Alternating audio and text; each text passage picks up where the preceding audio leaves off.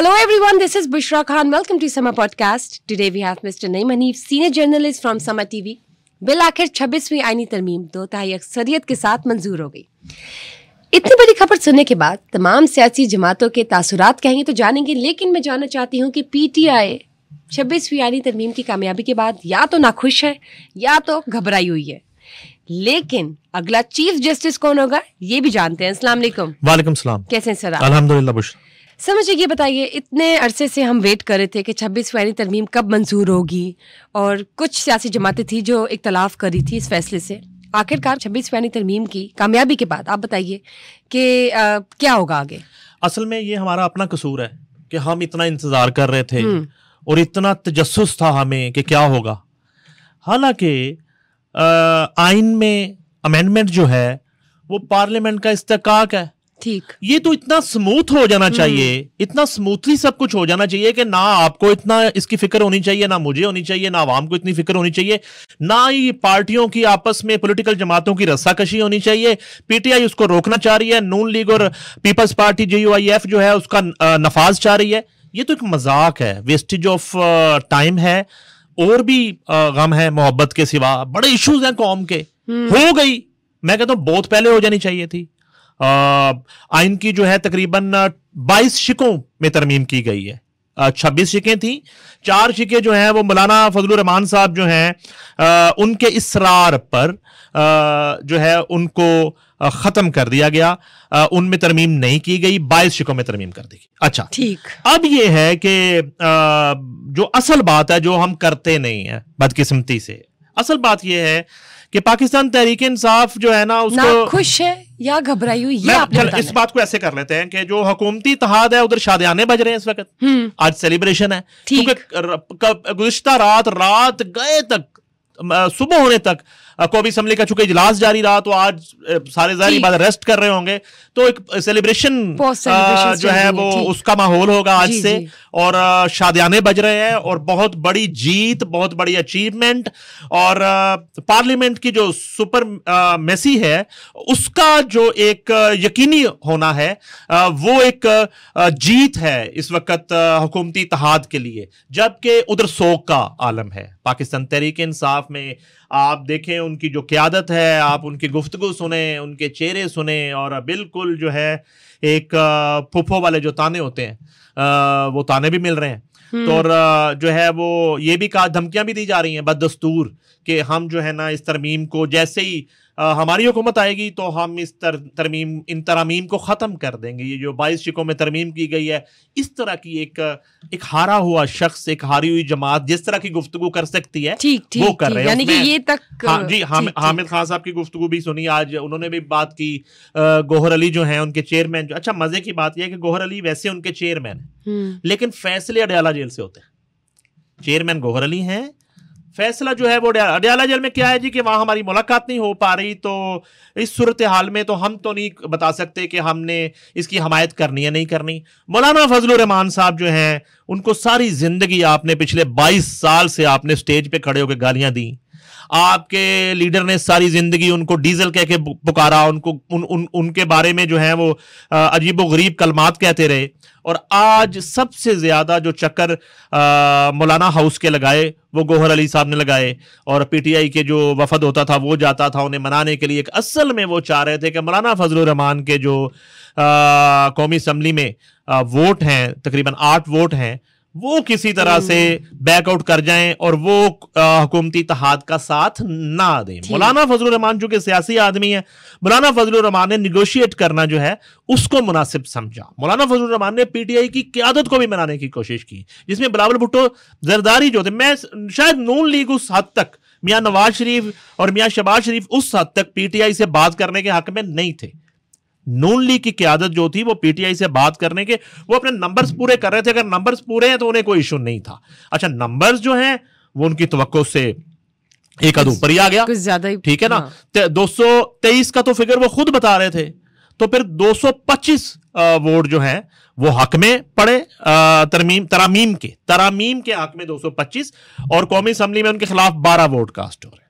इसी तरह सेनेट की बात करें तो 65 वोट तरमीम के हक में और 4 वोट जो है वो खिलाफ। पड़े। तो 2/3 अक्सरियत के साथ वो तरमीम कामयाब हो गई। अब ये है कि मैं जरा ये बात करना चाह रहा था कि मौलाना फजलुर रहमान जो है अब जो है किस तरह मुस्तकबिल में आपके कायद, आपकी क़यादत और इवन आपका कारकुन जो है वो मौलाना फजलुर रहमान के बारे में कोई लूज टॉक करेंगे, किस मुंह से आप करेंगे? यानी कि आज भी वो समझ रहे हैं कि अगर वो 4 शिक्के भी शामिल हो जाती और वो 4 शिक्कों में भी तरमीम आ जाती और 26 शिक्के जो हैं उनमें तरमीम होती, तो ये पीटीआई का ये ख्याल है कि उनके लिए बहुत ज्यादा खतरनाक तरमीम होती। हालांकि जिस तरह बाज फैसलों में होता है कि एक पार्टी जो है वो मिठाई तकसीम कर रही होती है, सुबह उसको ट्रांसलेट करके जब वो पहुंचती है पूरी पार्टी तक, तो वो मिठाई जो है वो बाहर आना शुरू हो जाती है। तो इस तरह की सूरत हाल भी होती है। मुझे ये बताएं, अगला चीफ जस्टिस कौन होगा? देखिए, उसमें यह है कि जो भी काबिल एहतराम चीफ जस्टिस हो, सीनियरिटी की बात करें तो उसमें तो मंसूर अली शाह साहब का नाम था इस तरमीम से पहले, मगर जब ये तरमीम होती है तो अब थोड़ा सा हम अपने देखने वाले नाजरीन को ये बता देते हैं कि उसका तरीकाकार चेंज हो गया। अब सीनियरिटी की बेस पर ही होगा, मगर 3 नाम चीफ जस्टिस ऑफ पाकिस्तान जो है वो पार्लिमानी कमेटी को देगी। अब पार्लिमानी कमेटी क्या है?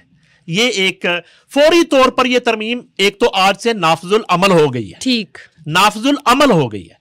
अब जो है पार्लिमानी कमेटी की तश्कील किस तरह होगी? वो इस तरह होगी कि 8 अराकीन कौमी असम्बली उसमें शामिल होंगे और 4 अराकीन सेनेट उसमें शामिल होंगे, 4 सेनेटर्स, ठीक, और 8 एमएनएस। ये 8 एमएनएस कौन होंगे और 4 सेनेटर्स कौन होंगे? 8 एमएनएस ये बताइए वो होंगे जिस तरह मुस्लिम लीग नून का जितने नंबर्स हैं उसके मुताबिक उस 8 में 8 एमएनएस, 4 सेनेटर्स, जी 4 सेनेटर्स, ये 12 रुकन होंगे जो फैसला करेंगे कि नया चीफ जस्टिस कौन होगा। 3 नाम मौजूदा चीफ जस्टिस इनको देंगे, अगले 30 घंटों के अंदर अंदर फैसला हो जाएगा कि अगला चीफ जस्टिस कौन है। जी बिल्कुल जी। अच्छा, और वो 8 एमएनएस और 4 सेनेटर्स की डिस्कशंस के बाद होगा। यहाँ एक बात आपको मैं और कर दूं आपके पॉडकास्ट में, जी प्लीज, वो ये कर दूं कि फैसला तो शायद हो चुका, तो ये मैंने यही तो सबसे पहले पूछा था आपसे। अच्छा, उसमें ये है कि वो मेरे पर जलते हैं। बताएं। मैं नहीं बताऊं, मैं नाम सुनना चाहती हूँ। अगला चीफ जस्टिस कौन होगा? वो पाकिस्तानी होंगे। अगले जो चीफ जस्टिस होंगे काबिल एहतराम होंगे, मुस्लिम भी होंगे, और जाहिर है तो फिर और ये बता दे नाम क्या है? ये शर्त भी है कि अगले चीफ जस्टिस का पाकिस्तानी होना जरूरी है। एक उनकी एज का तयन हो गया, इतनी उनकी एज होना जरूरी है। हाँ, उनकी जो मियाद होगी मुलाजमत की, जो मुद्दत होगी वो 3 साल है, ठीक। वो उनकी जो एक करियर चल रहा है और उसमें जो एज का एक बाउंडिंग थी, अब वो नहीं है। अब नाम बताएं। देखिए, 3 सीनियर्स के नाम जब तक आ नहीं जाते, हमने जिक्र किया ना मंसूर अली शाह साहब का नाम। अच्छा, हुआ क्या? हुआ कुछ यूं कि पीटीआई जो है ना वो उसे ये लग रहा था कि अगर इस अमेंडमेंट के बाद हुकूमती इत्तेहाद और हुकूमती इत्तेहाद की बनी हुई पार्लियामानी कमेटी के जरिए चीफ जस्टिस बनेंगे तो वो चीफ जस्टिस शायद हमारे लिए मौजूद नहीं होंगे। right. अच्छा, इसी तरह मैं दूसरी बात भी कर देता हूं। हुकूमती इत्तेहाद को भी शायद ये लग रहा था कि अगर मंसूर अली शाह आते हैं चीफ जस्टिस तो शायद उनके लिए जो है को मुनासिब नहीं रहेगी उनकी पॉलिटिक्स, और जो आइंदा केसेस पीपल्स पार्टी के होंगे, मुस्लिम लीग नून के केसेस हैं, यूआईएफ के केसेस हैं, एमकेएम के केसेस हैं, ठीक है, ये मैं वो बातें कर रहा हूं जो मौलाना फजलुर रहमान ने, ठीक, जो बिलावल भुट्टो जरदारी ने, जी जी, जो उमर अयूब ने, जो गोहर अली ने फ्लोर ऑफ द हाउस बातें की हैं। मैं उनकी जो गुफ्तगू है उसका क्रक्स जो है मैं आपसे डिस्कस कर रहा हूं कि दोनों तरफ इस तरह की सूरत हाल थी, मगर एक जो हुक्मरान वक्त हैं और हुकूमती इत्तेहाद है, वो उनका ये मौकफ है जिसकी मैं तायद इसलिए करता हूं कि ये पार्लियामेंट का इस्तेकाक था कि वो आइन में अमेंडमेंट कर सकती है, कभी भी कर सकती है, 2/3 अक्सरियत के साथ वो उसे मंजूर करवा सकती है, ठीक है। पीटीआई को ये जोम था या उसकी गलत फहमी थी कि ये नंबर्स पूरे नहीं होंगे, हम तहरीक चलाएंगे।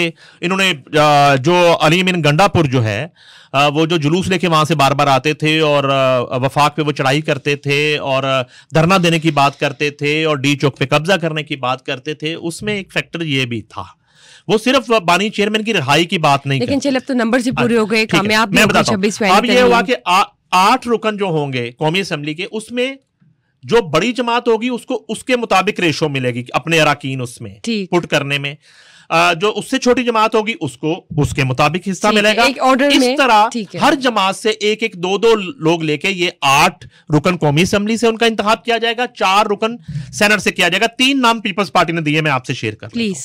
अभी कुछ देर पहले पीपल्स पार्टी ने अपने जो 3 नाम दिए उसमें साबिक वजीर आजम पाकिस्तान राजा परवेज अशरफ है, उसमें नवीद कमर है और उनके माहिर कानून है फारूक नाइक। ये 3 नाम पीपल्स पार्टी ने दे दिए। GUIF ने एक नाम दिया है अपने नंबर्स के मुताबिक, वो है उनके कामरान मुर्तजा, ठीक है, कानूनदान है। एक नाम उनकी तरफ से। नून लीग के अभी 3 नाम शायद जब जिस वक्त हम बात कर रहे हैं तब आ जाए, अभी तक आ जाए या कुछ देर तक नून लीग के 3 नाम आ जाएंगे। इसी तरह MKM को उनके हिस्से में शायद एक नाम आएगा। और जो स्पीकर कौमी असेंबली हैं उन्होंने सुन्नी इत्तेहाद कौंसिल को भी खत लिख दिया है कि आप भी अपना नाम दे दें। अगर आप भी अपना नाम देना चाहते हैं और आपका यह हक है, अगर आप पार्लियामानी कमेटी का जो कि PTI पर मुश्तमिल एक इत्तेहाद है, सुन्नी इत्तेहाद कौंसिल, तो उनको भी खत लिखा गया। तमाम जमातों को खत लिखे, नाम आने शुरू हो गए। पीपल्स पार्टी के आ गए, GUIF का आ गया, MKM का भी अभी थोड़ी देर में फाइनल हो रहा है और इसी तरह नून लीग अपने नाम देगी, अभी आ जाएंगे। उन्होंने सुन्नी इत्तेहाद कौंसिल को भी ये खत लिख दिया। अब मसला यह है कि जो 4 छिक्के हैं वो मैं आपसे थोड़ा सा डिस्कस कर लेता हूं कि आईनी अदालत, उसमें लिखा गया था कि आईनी अदालतों का कयाम जो है उसको उसका एक एक्सपेरिमेंट किया जाएगा, ये यकीनी बनाया जाएगा। PTI के जो है एहतजाज के बाद, उनके तहफ़्फ़ुज़ात के बाद मौलाना फजलुर रहमान ने उनको भी इस प्रोसेस का हिस्सा बनाने के लिए जो 4 शिकें उसमें खत्म की, उसमें जो मेजर शिक है वो ये है कि आईनी अदालतें नहीं, आईनी बेंचेस का जो है वो क्याम अमल में आएगा, आईनी बेंच बनाए जाएंगे। अच्छा, वो आईनी बेंच में कौन जजेस होंगे ये पार्लियामानी कमेटी फैसला करेगी। Chief justice of supreme court कौन होंगे ये पार्लियामानी कमेटी फैसला करेगी। Chief justice of Lahore high court, Sindh high court, KPK कौन होंगे ये फैसला आईनी पार्लियामानी कमेटी के जरिए होगा और वो कमेटी इसी तरह से तश्कील पाएगी कि तमाम जमातों का हिस्सा बराए जुस्सा जितना उनका वजूद है पार्लियामेंट के अंदर, वो उसी हिसाब से उनके नंबर्स होंगे उस कमेटी के अंदर। वो कमेटी मुत्तफिका तौर पर chief justice of supreme court के भेजे हुए 3 नामों में से एक का इंतखाब कर लेगी। ये बड़ा सादा सा एक फॉर्मूला है जो अभी तक हमारे सामने आया। अच्छा, उसके बाद ये हुआ कि वो जो 4 तरामीम है उसको मौलाना फजलुर रहमान ने शायद उन 4 तरामीम को काला सांप कहा कि ये एक काला सांप है, मगर बिलावल भुट्टो जरदारी ने का ये कहना था, उन्होंने कहा कि ये काला सांप जो है उसके जो जहर वाले दांत हैं वो हमने निकाल दिए हैं, लेकिन ये काला सांप जिसने इस पार्लियामान को, इस निजाम को जकड़ रखा था वो साबिक chief justice of supreme court of Pakistan Iftikhar Mohammad Chaudhry थे, जिन्होंने एक काले नाक के जरिए इस पार्लियामेंट को और पार्लियामेंट की सुपरमेसी को जकड़ रखा था, जो हमने उससे अब छुटकारा पा लिया। मियां मोहम्मद शहबाज शरीफ जो है प्राइम मिनिस्टर ऑफ पाकिस्तान, उनका यह कहना था कि इस तरमीम के बाद, इन 22 शिकों में तरमीम के बाद एक जो खतरात के बादल थे वो छट गए हैं। खतरात क्या कि अब किसी भी प्राइम मिनिस्टर को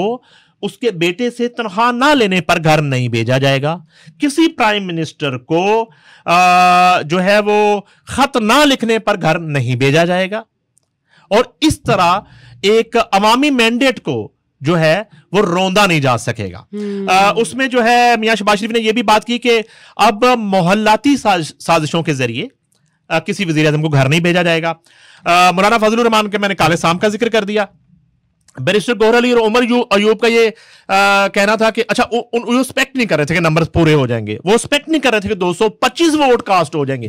अब उन्होंने अपने ही कुछ लोगों पे शक करना शुरू कर दिया। जैन कुरैशी जो हैं वो अभी हलफ दे रहे हैं मुख्तलिफ चैनल्स पे आके, जी मैं कसम दे सकता हूं मुझे खतरा था और मेरे वालिद ने जो जेल के अंदर बैठे हुए शाह महमूद कुरैशी ने मुझे मना किया था कि आप जो है वो पार्लियामेंट नहीं जाएंगे, आप इस प्रोसेस का हिस्सा नहीं बनेंगे। अच्छा, यहां पे मियां नवाज शरीफ की तकरीर भी बड़ी आम थी। उन्होंने एक शेर भी सुनाया जिसके 2 मिसरे जो मैं आपको सुना सकूंगा, और मौलाना फजलुर रहमान ने एक चुटकुला भी छोड़ा। उन्होंने कहा जी वजन में नहीं है आपका शेर, खड़े होके। तो उनका यह कहना था कि नाजो अंदाज से कहते हैं कि जीना होगा, नाजो अंदाज से कहते हैं कि जीना होगा, जहर भी देते हैं तो कहते हैं पीना होगा। तो वो एक जो उनके साथ एक सारा माजी में एक एपिसोड हुआ और जिस तरह उनकी हुकूमत का तख्ता उल्टाया गया, तो एक मौके की मुनासबत से वो अपने उस माजी के नाखुशगवार तजुर्बे को वहाँ डिस्कस कर रहे थे और बड़े एक्साइटेड थे। और मुझे ये भी नवाज शरीफ जो है ना, वो जितना एक एक्टिव रोल उनका रहा, और जाती उमरा में मीटिंग्स हो रही हैं, और हमजा शहबाज फ्रांस से एक रोज पहले तक उनको फौरी तौर पे वहां से बुलाया गया। और एक इनके रुकन हैं बलोचिस्तान से, समथिंग बाजई उनका नाम है, और उन्होंने आजाद हैसियत में इलेक्शन लड़ा और फिर उन्होंने मुस्लिम लीग नून ज्वाइन कर ली, और वो इस प्रोसेस का हिस्सा नहीं बने, वो पार्लियामेंट पहुंचे नहीं। तो अभी जो है मियां नवाज शरीफ ने स्पीकर कौमी असम्बली को उनके खिलाफ रेफरेंस भिजवा दिया है कि इनकी रुकनीयत जो है मुअत्तल की जाए। इन्होंने पार्टी के साथ गद्दारी की है और पार्टी के फैसले पर अमल दरामद नहीं किया, लिहाजा इनकी जो है वो रुकनीयत मुअत्तल कर दी जाए। ये अभी का, यानी कि अभी का ये फैसला जी, अभी मियां नवाज शरीफ साहब ने वो रेफरेंस जो है स्पीकर कौमी असम्बली को भिजवा दिया। अलबत्ता ये है कि ओवरऑल एक जो खींचातानी थी और एक जो रस्साकशी थी हुकूमत और ऑपोजिशन के दरमियान, वो खत्म हुई। हाँ, ऑपोजिशन अब उन्होंने चूंकि ऑपोजिशन भी करनी है और ऑपोजिशन के वजूद में जिंदा भी रहना है, तो उनकी तरफ से ये एक धमकी आना शुरू हो गई कि हम वकला तहरीक चलाएंगे और हम इस अमेंडमेंट को जो है जब हमारी हुकूमत आएगी तो इन तरमीम को खत्म कर देंगे, और हम एक तहरीक के जरिए वो प्रेशराइज करेंगे हुकूमत को। उधर से इस तरह का स्टांस जो है वो सामने आ रहा है। मगर हुकूमती इत्तेहाद इस वक्त एक बहुत बड़ी कामयाबी के बाद वो वहां एक इत्मीनान पाया जा रहा है, एक खुशी मनाई जा रही है और सेलिब्रेशन का समय। Thank you sir, let's see. उम्मीद है कि बेहतरीन साबित हो पाकिस्तान के लिए और पॉलिटिकल स्टेबिलिटी लेकर आए। Thank you guys for watching us today. Just stay tuned for another session. Till then, bye bye.